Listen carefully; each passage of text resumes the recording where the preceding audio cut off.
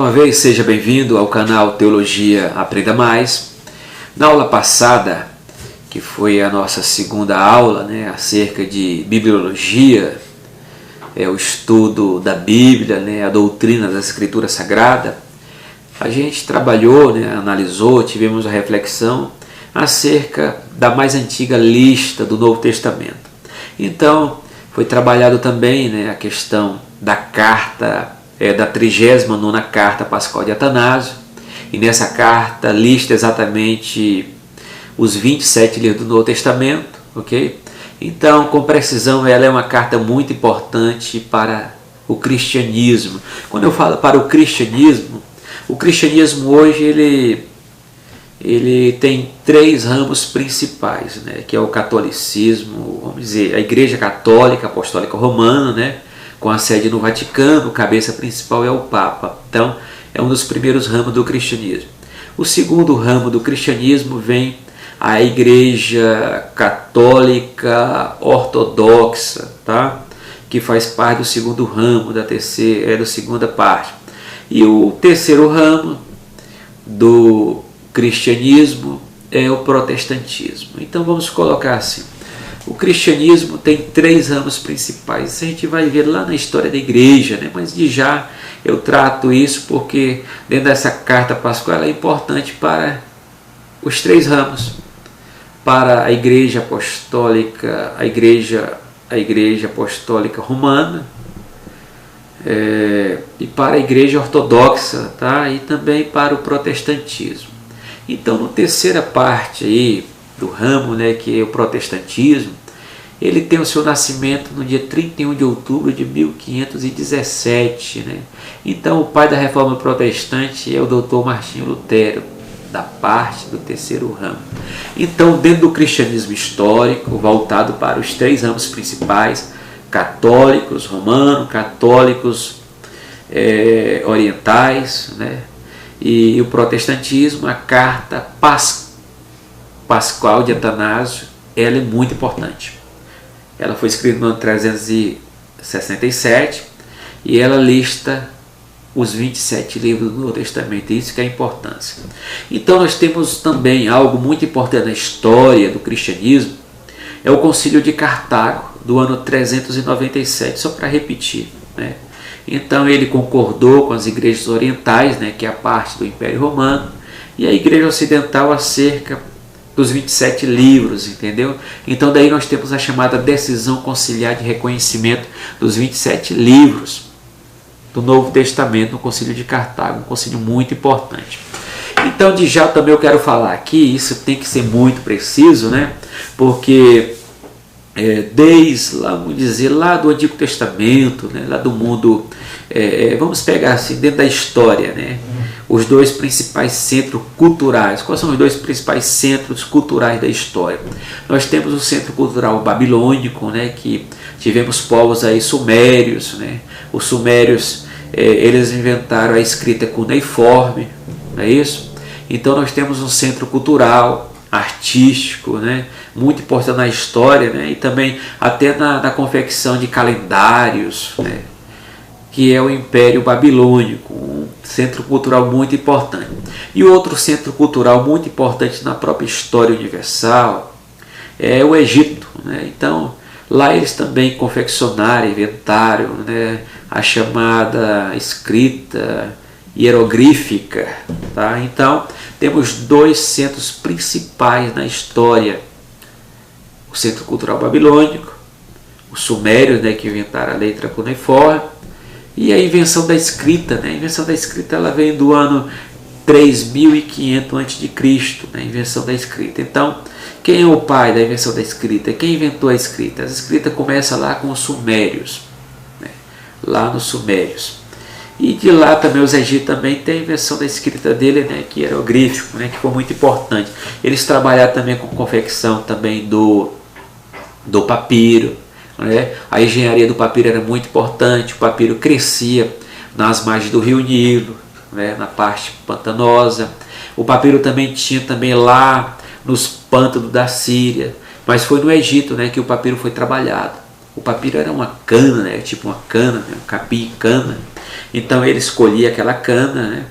Eles tiravam do papiro a entrecasca, colava uma próxima da outra, né? E de lá era bem trabalhado, tinha todo o trabalho de polir, de organizar, preparar aquele material para a escrita, ok? Então isso que eu quero dizer, que desde lá, desse mundo antigo, até um novo mundo que vem pela frente, precisamente lá pelo ano de 1425 até 1450 depois de Cristo, nós temos a chamada invenção da escrita, né? Não, desculpa, a invenção da imprensa, que a escrita foi no ano 3500, mas a invenção da imprensa, tá? Então, do século II até o século XV depois de Cristo, a confecção da Bíblia, dos escritos, era tudo manuscrito. O que é manuscrito? Escrita à mão. Mas quando chega no ano de 1425, acontece um grande impacto tecnológico, um grande impacto na engenharia, que foi a invenção da imprensa. A invenção da imprensa, do prelo de tipos móveis, né? Então, essa engenharia, esse novo progresso e principalmente uma importância tão grande para os livros, né, que era tudo escrito à mão, principalmente a Bíblia, né, que era escrita à mão. Eu posso até ressaltar do século XIV, né, que é a Bíblia, a tradução de João Wycliffe, né?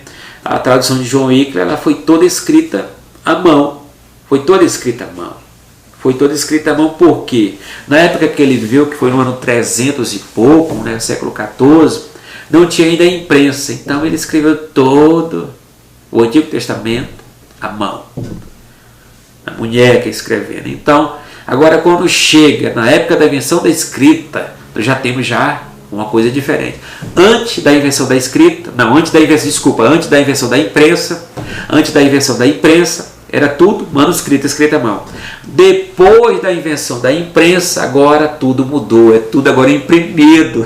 Agora pensa você que está vivendo agora no século XXI, terceiro milênio, né? Vê a evolução científica tecnológica. E a invenção precisamente na época que ele viveu, cara, no ano 1425, né? Então, quem inventou a imprensa, o pai da imprensa do século XV, foi Gutenberg, né? Johann Gutenberg. Ele fez isso na cidade de Mainz, na Alemanha, tá? Então a Bíblia foi o primeiro livro a ser impresso na história. Então o primeiro livro a ser impresso foi a Bíblia, né? E a Bíblia que foi impressa naquela época foi a Bíblia latina, a Bíblia Vulgata, né? Porque o latim, precisamente na época do catolicismo era realmente a senhora do mundo antigo, né? A senhora feudal. Então a Bíblia principal, a língua principal era o latim. Então a Bíblia que eles tinham era a Bíblia Vulgata, né? Vulgata latim foi o primeiro livro impresso na história. Então a Bíblia era um livro extremamente raro, caro, pois era todos feito artesanalmente, manuscrito, né? Quando eu falo que a Bíblia era um livro raro e caro, porque para se comprar um papel tinha que ter muito dinheiro, porque a maioria das pessoas não sabia ler nem escrever. Eram poucas pessoas que sabiam ler e escrever. Então, para você que tinha muito dinheiro, que vivesse naquela época, você tinha que contratar um calígrafo, um copista, para que pudesse traduzir no mínimo uma página, uma folha, um bilhete contendo, né, as escrituras sagradas, que era muito raro. Então o papel era muito caro, a tinta era muito caro, o amanuense ou então calígrafo era muito caro, ok? E hoje nós temos a Bíblia em nossa mão. Nós temos a Bíblia no PDF, nós temos a Bíblia no tablet, né? Nós temos a Bíblia no celular, nós temos a Bíblia de todos os modos, de várias maneiras. Temos Bíblia de estudo, Bíblia da mulher, Bíblia do adolescente, Bíblia da criança. Nós temos Bíblia do idoso, Bíblia do profissional, Bíblia do pregador pentecostal, né? Então hoje nós temos muito, não temos o que reclamar, porque que você vivesse no século XV, naquela época, principalmente agora, nós estamos entrando na idade moderna, principalmente no Renascimento, né?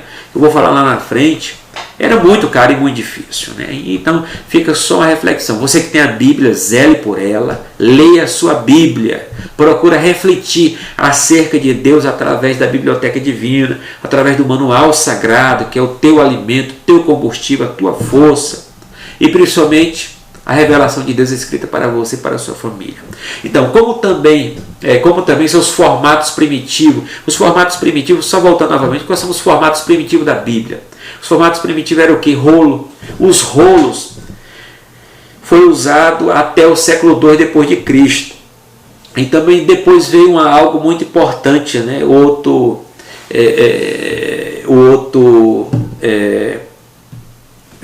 rolo foi até o século II. Depois teve outro invento tão importante na história que é o chamado códice. O códice ele começa a partir do século II, né?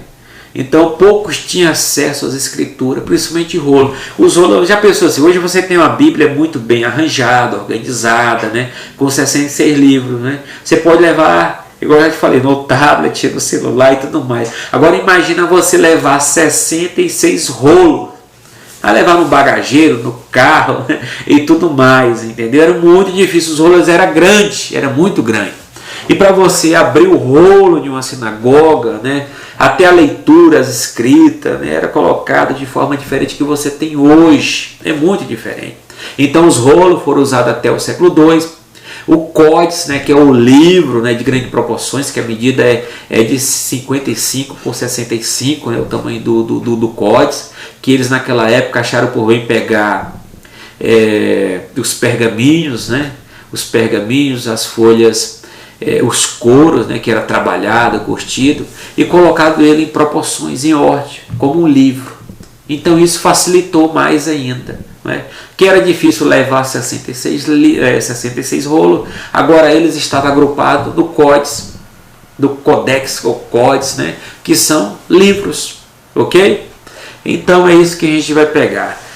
Mas após a invenção do prelo, né, da imprensa, a Bíblia foi o primeiro livro impresso no mundo. Eu já falei sobre esse conteúdo, né, que foi a Vulgata Latina, que foi impresso. Então, a divisão de capítulos ocorreu no século XIII, a divisão de capítulos.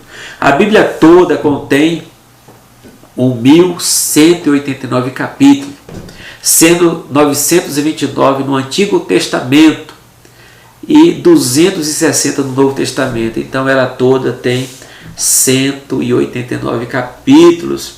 Não, 1.189 capítulos. Então a invenção do capítulo se ocorreu aonde? No século XIII. Isso foi na Idade Medieval, só pegando assim de formas. E você também pode estar pesquisando além também quem foi os criadores do capítulo, porque antigamente você pegava a Bíblia até esse século XIII, né? A Bíblia não estava dividida em capítulos, imagina. Então você lia lá, vamos dizer, pegar Mateus, né? Não tinha o capítulo 1 e nem o capítulo 2, você lia de forma corrida, né? E assim era a leitura antigamente, mas isso facilitou mais do século XIII, a invenção desse capítulo, as divisões, para que a gente pode ter uma ordem, né? Ter mais coesão para a gente estar lendo a Bíblia, né? Principalmente no nosso tempo. Então, a divisão em versículo ocorreu no século XV e XVI. Então, a Bíblia toda tem 31.173 versículos, sendo 23.214 no Antigo Testamento e 7.959 no Novo Testamento.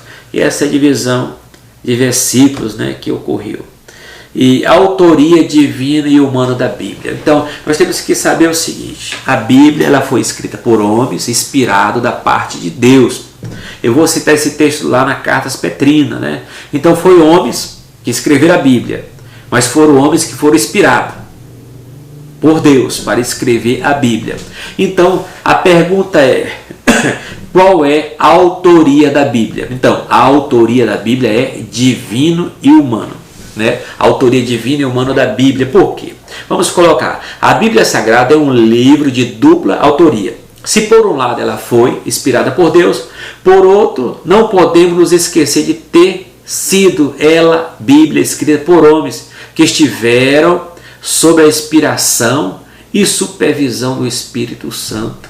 É daí que a gente pega a palavra inspiração, que eu vou ressaltar o significado e o conceito de inspiração.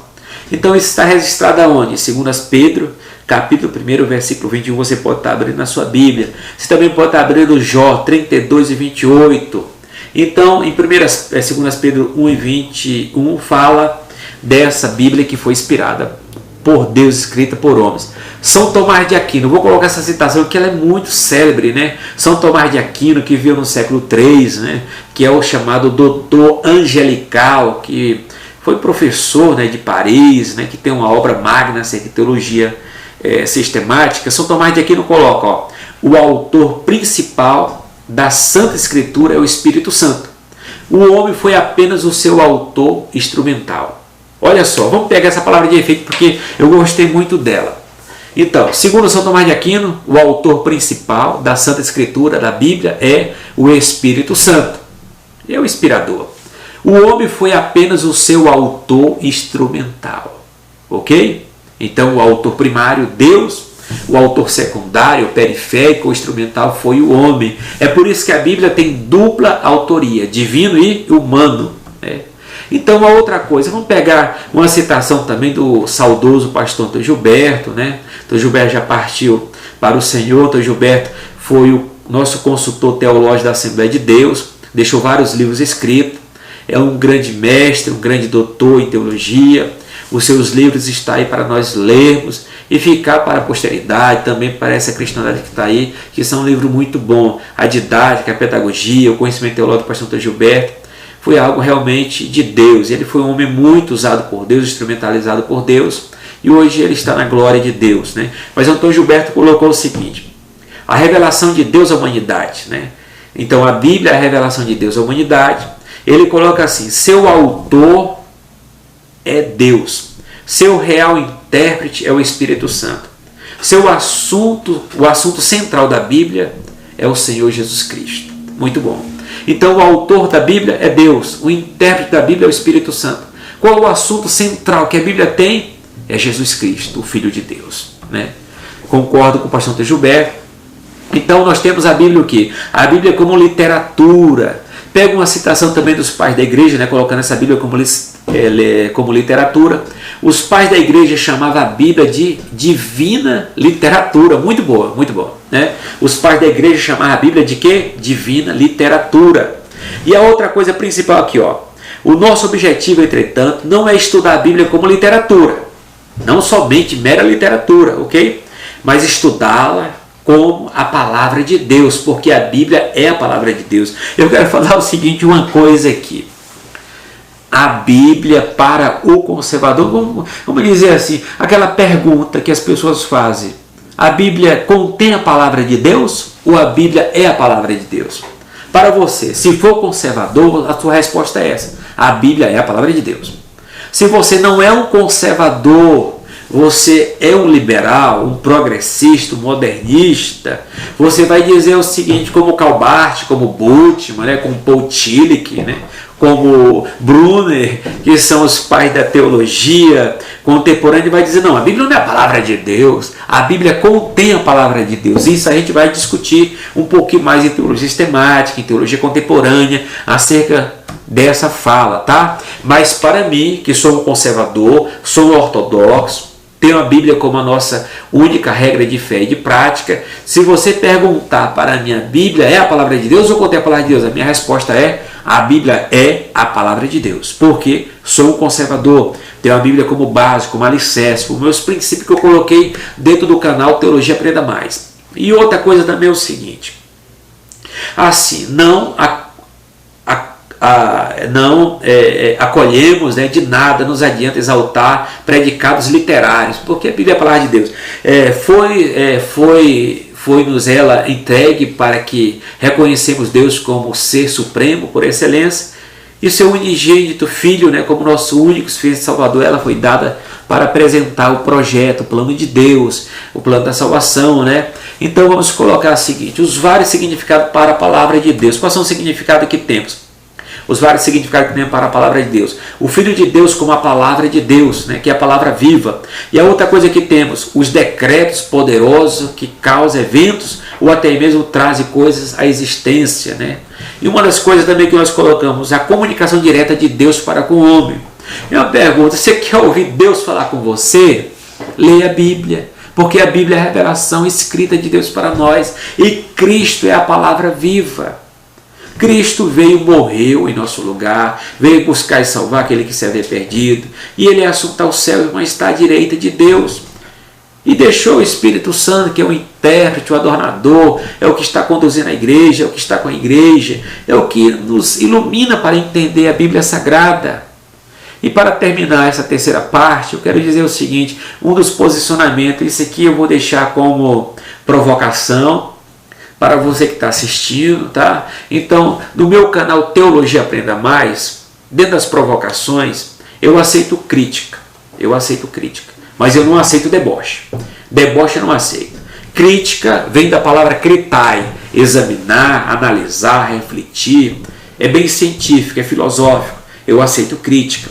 Então, dentro de um posicionamento, vamos colocar posicionamento dos liberais, posicionamento dos neoliberais, ou não, desculpa, né? Vamos colocar mais direito.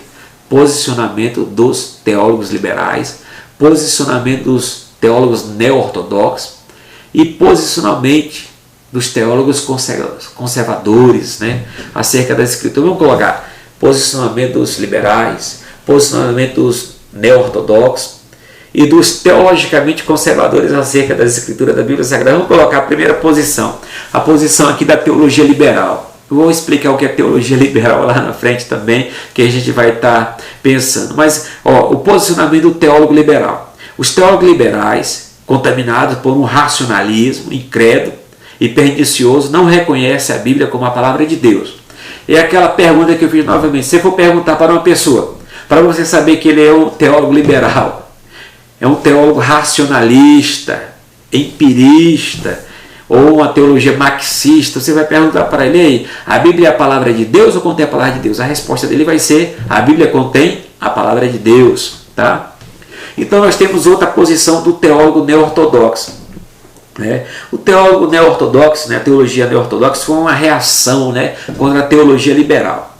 E principalmente na Alemanha. Né? Então, os teólogos neo-ortodoxos, né, eles ensinam o que? A Bíblia se torna a palavra de Deus à medida que alguém, ao lê-la, tem um encontro experimental com o Senhor. Então vamos colocar o seguinte, a neo-ortodoxia, quem é o pai da neo-ortodoxia?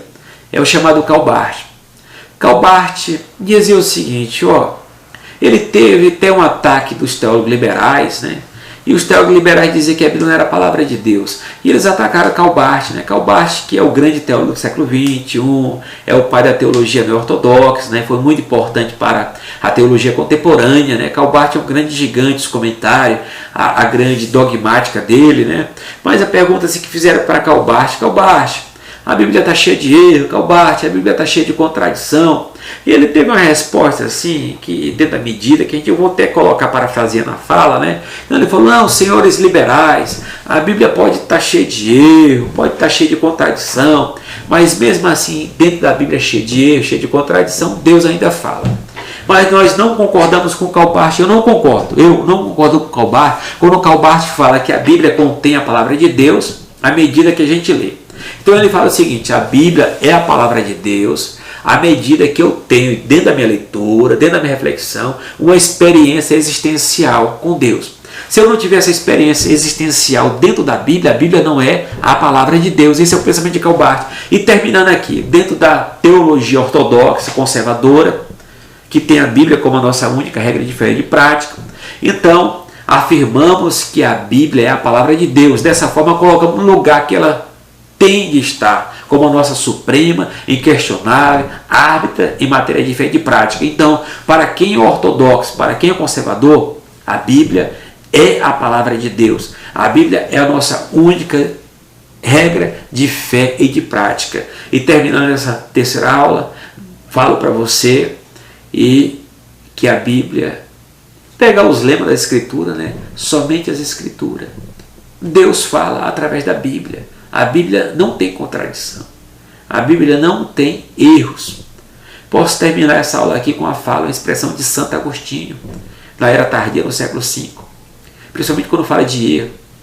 Ele fala o seguinte, dentro das traduções da época, ele já dizia, pode ser uma tradução mal feita do original, erro do copista, ou eu mesmo não consigo entendê-la. Então termina essa aula na paz do Senhor, graça e paz. Convido você para estar assistindo comigo a quarta aula, e de lá a gente vai estar discutindo mais um pouquinho dentro dessas três posições essas que tanto teólogos liberais, teólogos neo-ortodoxos, teólogos conservadores têm acerca da Bíblia Sagrada, mas ela é o livro de Deus, a palavra de Deus, a revelação final, que tem uma resposta para você, para a sua família e para os seus problemas. Obrigado mais uma vez e a paz do Senhor.